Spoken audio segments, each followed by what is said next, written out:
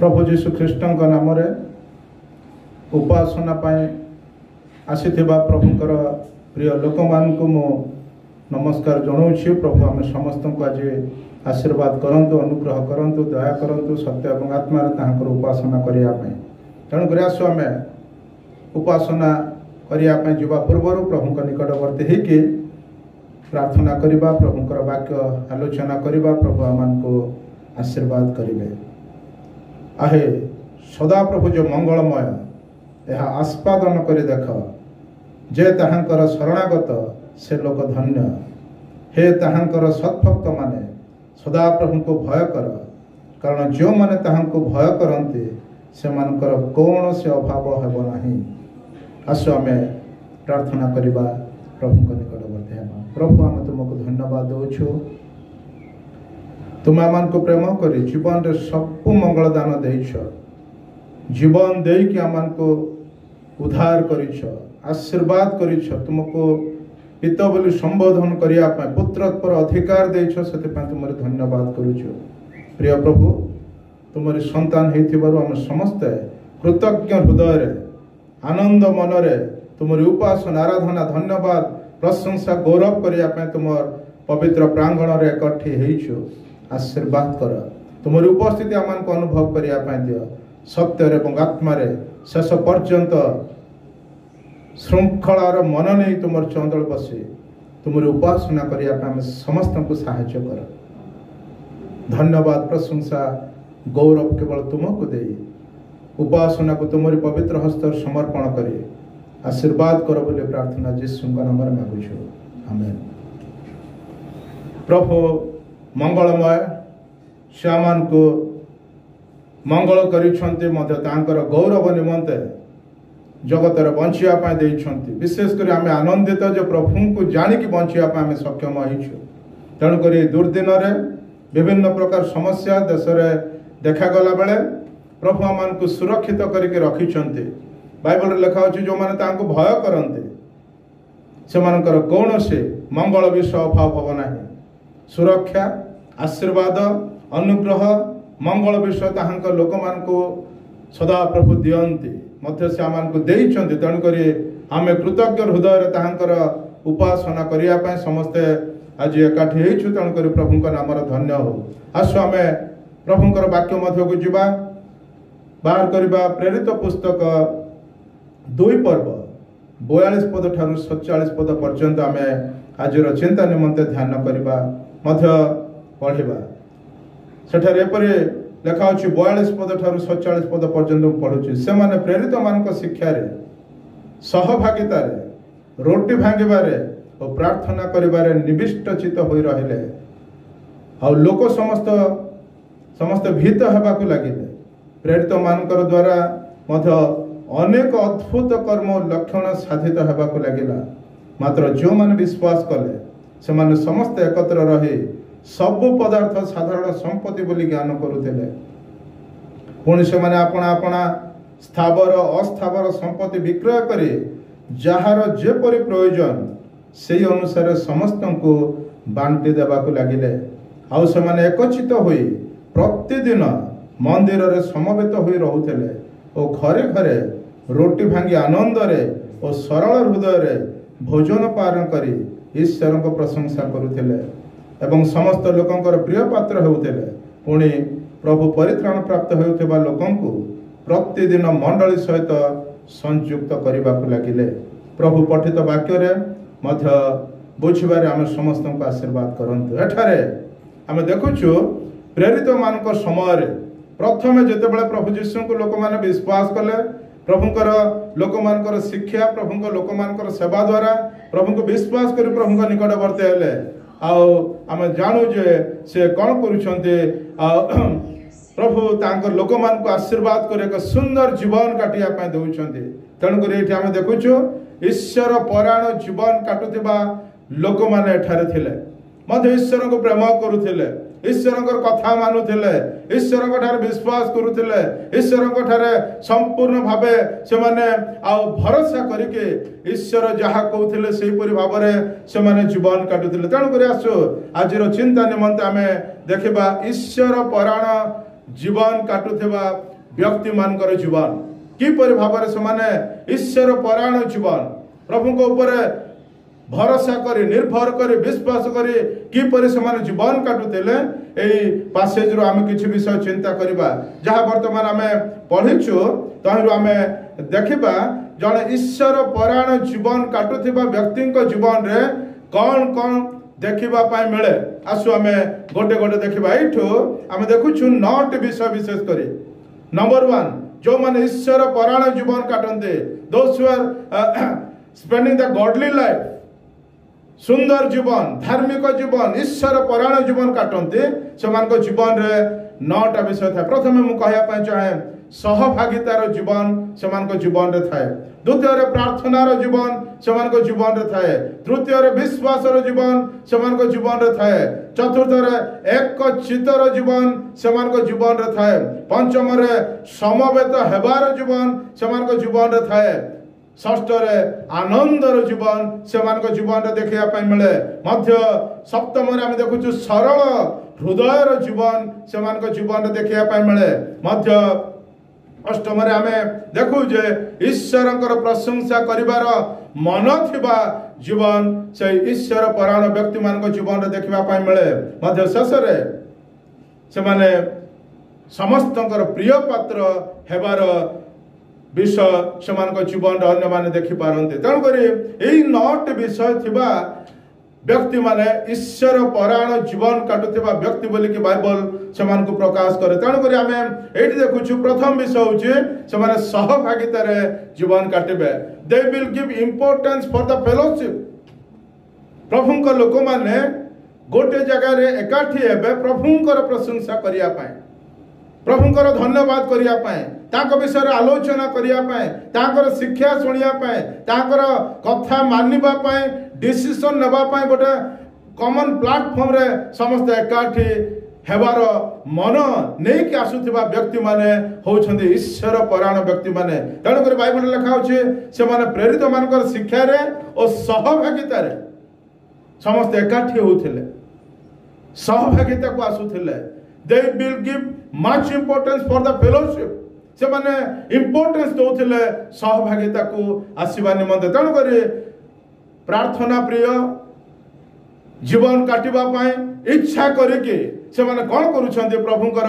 लोक मानकर प्रेरित मानकर सहित बसिक ईश्वरकर गौरव करिया पाए से माने सहभागिता को आसुथिले द्वितीय आम देखु 42 पदरे लेखा अछि रोटी भांगिबारे और प्रार्थना करिबारे निविष्ट चित्त होई रहिले ईश्वर परायण जीवन काटुवा लोक मान जीवन रे प्रार्थना देखा जिबा आवश्यक प्रार्थना पाए अधिक इम्पोर्टेंस दौथिबा मन थिबा दरकार प्रार्थना करबा दरकार तेणुक बाइबल रे लिखा होछि तो प्रार्थना कर जागी रही प्रार्थना कर निरंतर प्रार्थना कर क्लांत न होई प्रार्थना कर प्रार्थना कर प्रार्थना कर प्रार्थना कर सब बेले प्रार्थना करिया पई बाइबल ताहांकर लोक मान को इंस्ट्रक्शन दिए तेणुक एठी हम देखुछु जणे प्रभु को प्रेम करुथिबा ईश्वर मय जीवन काटुथिबा व्यक्ति जीवन रे प्रार्थना पाए इम्पोर्टेंस रहिबा दरकार एठी थिला तेणुक से माने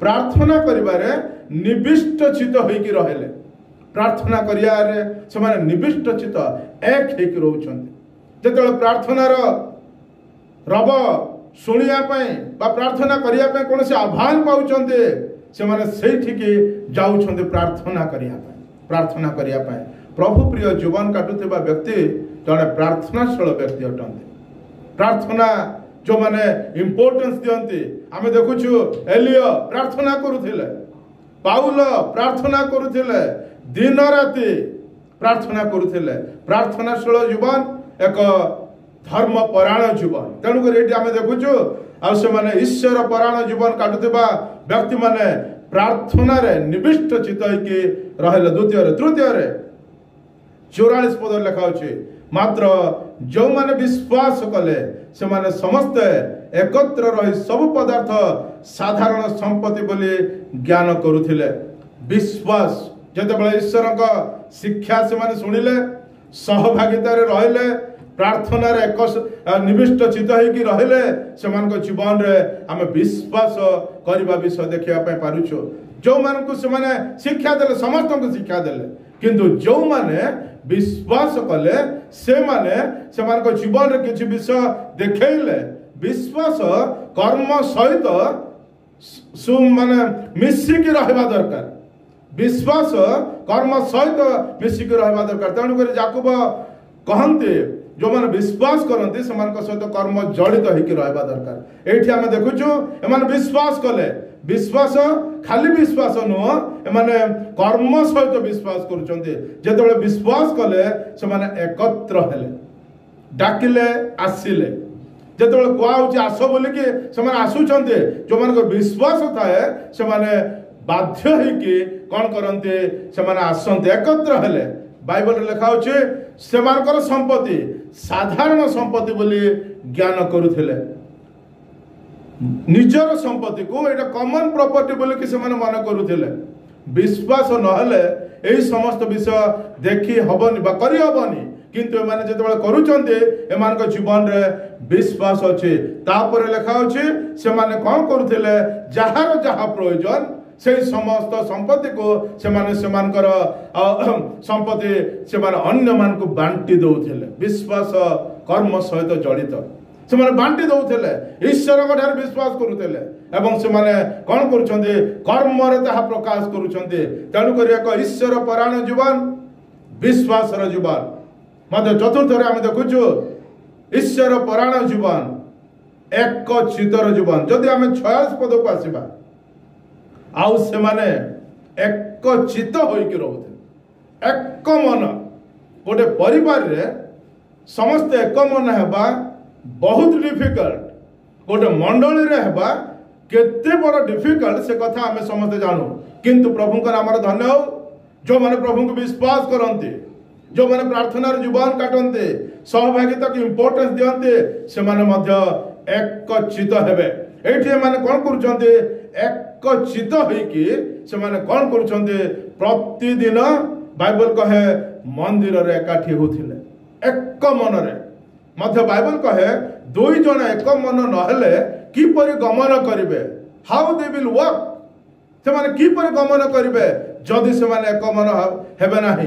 तेणु कर बाइबल लिखा होचे जो माने ईश्वर परायण जीवन काटंते से माने एक मन होंते से माने अन्य सहित एडजस्ट करते जदि से फेवर रे अन्य मानकर आह्वान हुए तो आ भल लगुनि तथापि ईश्वर जीवन काटुथिबारु ईश्वर मय जीवन काटुथिबारु से माने कौन हेबे एक हेबे जाके एमान को जीवन रे आमे देखिबा पय पारुछु एक चितर जीवन। पंचम रे समवेत होथिले सबुदिन बहुत काम थिला निजर किंतु ईश्वरमय जीवन जो माने काटंती से माने बाइबल कहे 46 पद रे प्रतिदिन मंदिर रे से माने समवेत होइके रहुथिले एक मन रे एकाठी रहुथिले ईश्वरंकर धन्यवाद करिया पाए ईश्वर को विषय रे आलोचना करिया पाए ईश्वरंकर सेवा निमंते किछि कार्य करिवा पाए से माने सबुदिन एकाठी होथिले सबुदिन एकाठी होथिले।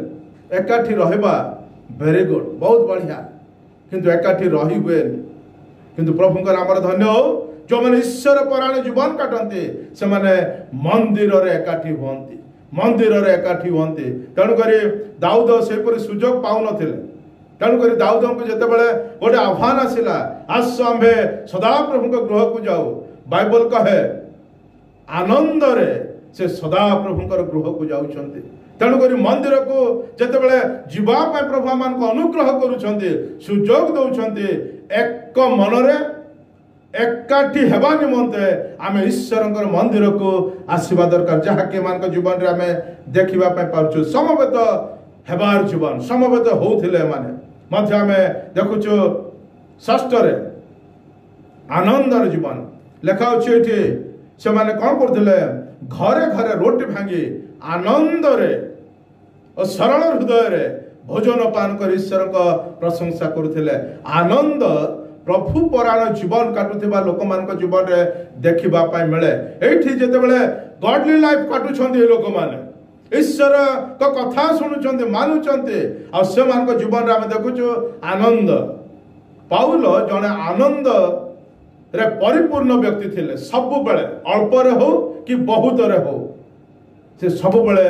आनंदमय जीवन काटुथिले तेणु करी फिलिपी मंडली को से बारंबार कहउथिले आनंद कर रिजॉइस इन द लॉर्ड ईश्वर को ठारे तुमे आनंद कर मध्य कहउथिले बारंबार एक प्रकार कथा तुम निकट को लिखा मो प्रति क्रांति जनक नुहे बरम से सब तुम्भ मान निमंते निष्ठा जनक तेणुक से लोक मान कहते आनंद कर से होता आनंद अल्प रे हो कि बहुत रे हो आनंदमय जीवन ईश्वर परायण जीवन तेणुक आनंद रहा दरकार ये आम देखुचु एमाने आनंद रोते बाइबल कहे देवारे आनंद पाइबारे जतिके आनंद नुह देवारे आनंद तेणुक ईश्वर धन्यवाद प्रशंसा गौरव करवा ईश्वर निमंत समय देवा ईश्वर निकट को एक मन नहीं आसबार जो आनंद ताहा केवल ईश्वर परायण जीवन काटुथिबा लोक मान जीवन देखा मिले।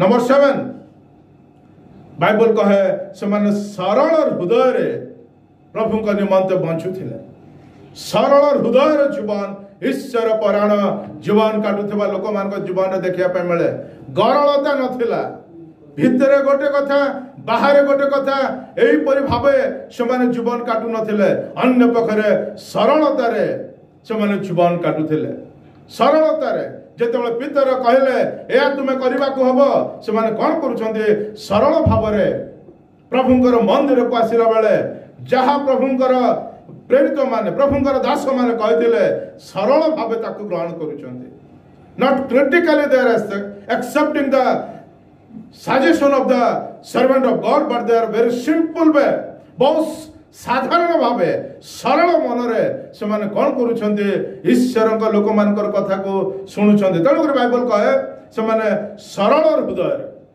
हृदय सुंदर जीवन जापन नहीं कि प्रभुंकर गौरव निमंते बंचवा व्यक्ति थिले ईश्वर परायण व्यक्ति माने सरलतार जीवन जापन करते। 8 ईश्वर प्रशंसा करिवार जीवन सब बेले ईश्वर को धन्यवाद देवा ईश्वर गौरव करवा ईश्वर निकट कृतज्ञ हृदय लोक मैंने ईश्वर धन्यवाद करेंगे जो मैंने प्रभु को धन्यवाद देवे जो मैंने प्रभुंकर गौरव करेंगे से माने ईश्वर परायण जीवन काटती कथा आम जानू तेणुक बाइबल लिखा अच्छी 46 पदरे से कौन करुछन्ते ईश्वर प्रशंसा करुथिले ईश्वर धन्यवाद करुथिले ईश्वर गौरव करुथिले।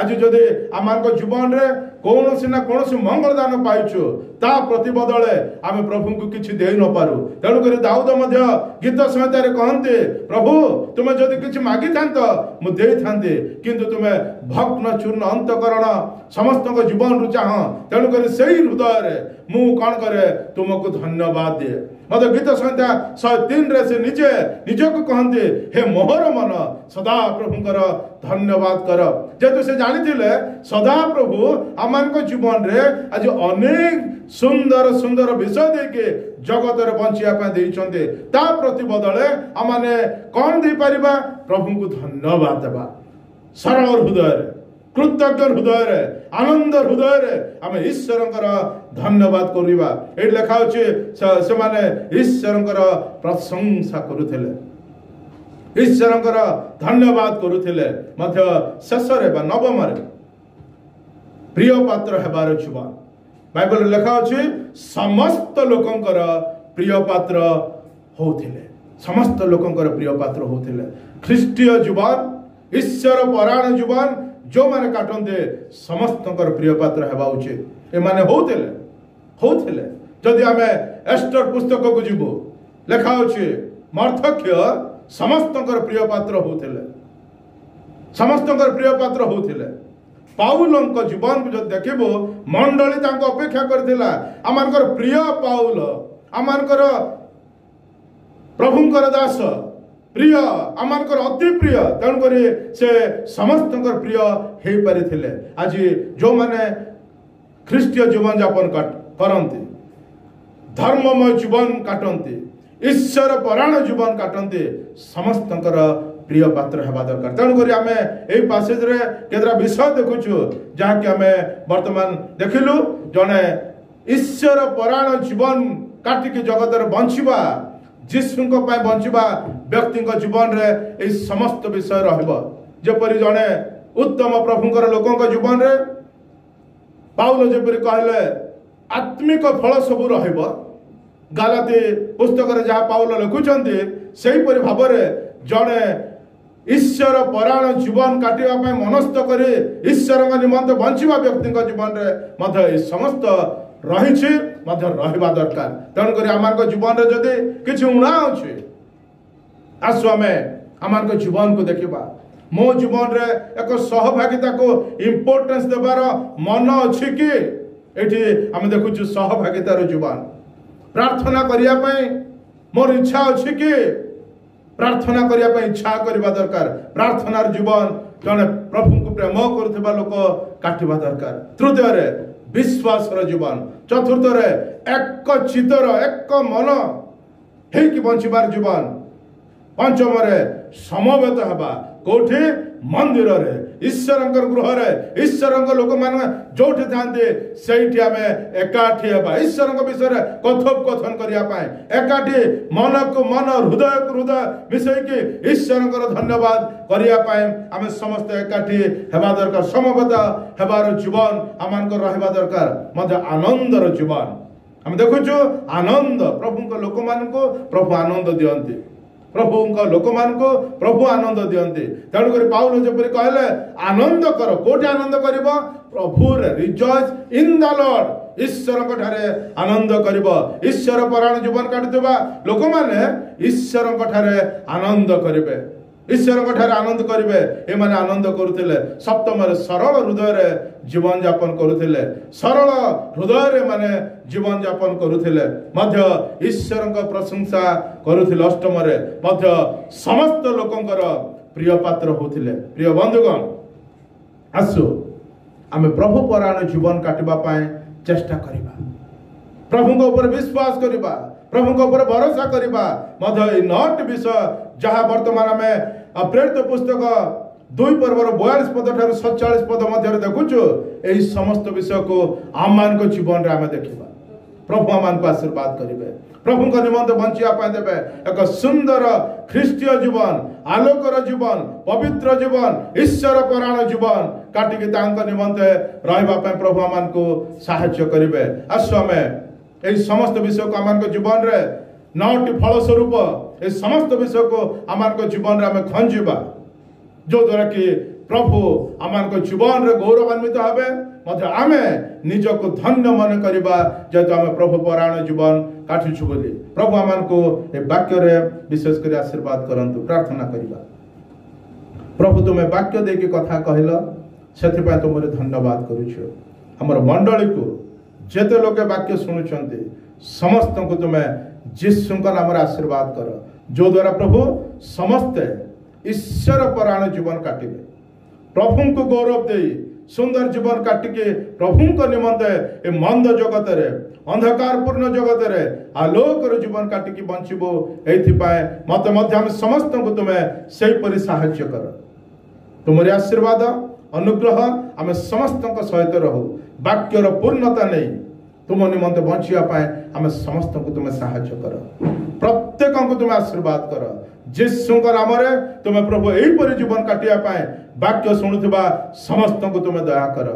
ଗୌରବ ମହିମା ପ୍ରଶଂସା କେବଳ ତୁମରି ହଉ। ଧନ୍ୟବାଦ ଦେଇ ଆଜିର ଉପାସନାକୁ ତୁମରି ପବିତ୍ର ହସ୍ତରେ ଆଉ ଥରେ ସମର୍ପଣ କରି ଯୀଶୁଙ୍କ ନାମରେ ମାଗୁଛୁ, ଆମେନ୍। ଯେତେବେଳେ ପିତା ଈଶ୍ୱରଙ୍କ ଅସୀମ ପ୍ରେମ, ପୁତ୍ର ଯୀଶୁ ଖ୍ରୀଷ୍ଟଙ୍କ ଅନୁଗ୍ରହ, ଦୟା, ପବିତ୍ର ଆତ୍ମାଙ୍କ ଶାନ୍ତି, ଶକ୍ତି, ସୁମଧୁର ସହଭାଗିତା ଉପସ୍ଥିତ ହେଇଥିବା, ତୁମର ବାକ୍ୟ ଶୁଣୁଥିବା, ତୁମଠାରେ ଆଶ୍ରିତ ସମସ୍ତଙ୍କ ଜୀବନରେ ତୁମରି ଆଗମନ ପର୍ଯ୍ୟନ୍ତ ଏବଂ ସଦା ସର୍ବଦା ସହବର୍ତ୍ତୀ ହୁଅନ୍ତୁ, ଆମେନ୍। ପ୍ରଭୁ ଆମେ ସମସ୍ତଙ୍କୁ ନମସ୍କାର।